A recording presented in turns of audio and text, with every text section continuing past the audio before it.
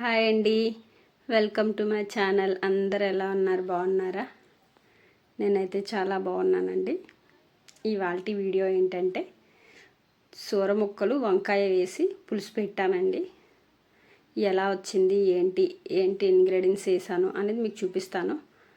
అయితే పచ్చిమిరపకాయ ముక్కలు, ఉల్లిపాయ ముక్కలు కట్ చేసుకుని చిన్న చిన్న ముక్కలుగా కట్ చేసుకొని ఆ మట్టి పాత్రలో వేసుకున్నానండి. మట్టి పాత్రలో వండిన చేపల పులుసు చాలా రుచికరంగా ఉంటుందన్నమాట. ఇది పాత రోజుల్లో ఇలానే వండేవారు, ఇప్పుడు మళ్ళీ స్టార్ట్ చేశారండి అందరూ. ఒకసారి మీరు కూడా ట్రై చేయండి, ఎలా ఉందో. మీ అందరికీ తెలుసని అనుకుంటున్నాను. అయితే నేను ఈ విధంగా చేసుకున్నానండి. ఉల్లిపాయ ముక్కలు, పచ్చిమిరపకాయలు, కొత్తిమీర, టమాటా మొత్తం వేసి దీనికి సరిపడేటట్టు కారం, ఉప్పు యాడ్ చేసుకొని బాగా మెత్తగా పిసికి పెట్టుకున్నానండి.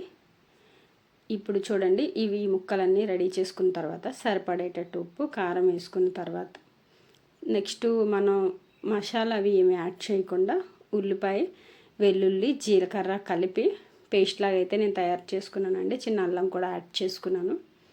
అది పేస్ట్లా తీసుకుని ఒక బౌల్లో రెడీ చేసుకున్నానండి. ఇప్పుడు ఈ ఉల్లిపాయ ఇవన్నీ అయిపోయిన తర్వాత సరిపడేట కారం వేసుకొని ఈ పేస్ట్ని మాత్రం మనం యాడ్ చేసుకోవాలండి. ఇలా అంటే మనకి ఆయిల్తో తక్కువ పని ఉంటుందండి. ఆయిల్ ఎక్కువ వేయాల్సిన అవసరం లేదు. చేపల పులుసు అంటే స్కిన్కి చాలా మంచిదండి ఫిష్ తినడం వల్ల. ఇగో ఇలా పేస్ట్ ఇలా రెడీ చేసుకున్నాను కదా ఫ్రెండ్స్, ఉల్లిపాయ పేస్ట్ ఇది ఈ గాజు బౌల్తో రెడీ పెట్టుకున్నానండి. ఇది కొంచెం గ్రేవీ ఎక్కువగా వస్తుంది కదా ఈ ఉల్లిపాయ పేస్ట్ అయితే. చూడండి, దానికి తోడు నీచు వాసన అనేది రాదనమాట. జీలకర్ర, ఉల్లిపాయ కలిపి పేస్ట్ చేస్తే నీచు వాసన అన్నది రాదు. కొంచెం ఆయిల్ యాడ్ చేసుకున్నానండి.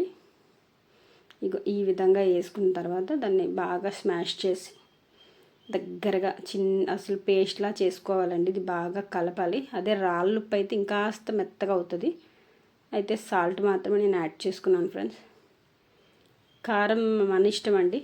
చేపల పులుసు కనుక కొంచెం ఎక్కువగానే యాడ్ చేసుకోవచ్చు. చూసారా ఫ్రెండ్స్, ఈ విధంగా అయితే నేను పేస్ట్లా రెడీ చేసుకున్నాను ఫ్రెండ్స్.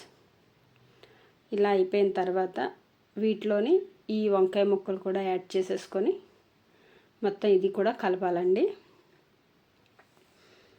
మనం చేసేవి చాలా కమ్మగా రుచిగా ఉంటాయండి. మట్టి పాత్రలో వండిన కూరలు ఏవైనా సరే ఇవి పాతకాలంలో ఇలానే చేసుకునేవారు. ఇప్పుడంటే ఈ ఆనియన్స్ అన్నీ ఫ్రై చేసి చేయాల్సి వస్తుంది, కానీ ఇలా అయితేనే టేస్ట్ ఉంటుంది. చూసారా, ఈ విధంగా బాగా కలిపి పెట్టుకున్న అయిపోయిన తర్వాత ఈ కడిగేసి శుభ్రంగా పెట్టుకున్న చేప ముక్కలు కూడా వీటిలో యాడ్ చేసుకున్నాను ఫ్రెండ్స్. ఇక వంకాయ ముక్కలకు కూడా ఉప్పు, కారం బాగా అంటింది. ఇప్పుడు ఈ చేప ముక్కలు కూడా మొత్తం యాడ్ చేసుకొని మిక్స్ చేసేసుకోవాలి ఫ్రెండ్స్. అంటే కలిపేసుకోవాలి చక్కగా అంతా, మొత్తం ఈ పేస్ట్ అంతా ముక్కలు కంటేలా కలపాలన్నమాట. ఒక చేప తీసుకున్నానండి, మీడియం సైజు. దానికి మాత్రం ఇగురు సరిపోద్ది. కొంచెం చింతపండు పులుసు కూడా రెడీ చేసుకొని పక్కన పెట్టుకున్నాను ఆల్రెడీ. ఈ పేస్ట్ అంతా దానికి ఇంకేలాగా, చేపలకంతా అంటేలాగా మనం మళ్ళీ కలిపి పెట్టుకోవాలి ఫ్రెండ్స్. ఇలా కలిపి పెట్టుకొని చేపల పులుసు చాలా కమ్మగా ఉంటుంది. ముందు రోజు నైట్ వండుకొని మరుసటి రోజు తింటే చాలా టేస్ట్ వస్తుందన్నమాట. చూసారా, ఇలా మొత్తం కలిపి పెట్టుకున్న తర్వాత కొంచెం నేను మళ్ళీ ఇది చింతపండు రెడీ చేసుకొని పేస్ట్ రెడీ చేసుకున్నాను కదా దగ్గరగా పులుసులాగా, ఆ పులుసుని కూడా యాడ్ చేసేసుకుంటున్నాను ఫ్రెండ్స్. చూడండి, ఇదంతా అయిపోయిన తర్వాత సరిపడేటట్టు కారం ఏమాత్రం చాలకపోతే నేను మళ్ళీ యాడ్ చేసుకున్నాను ఫ్రెండ్స్.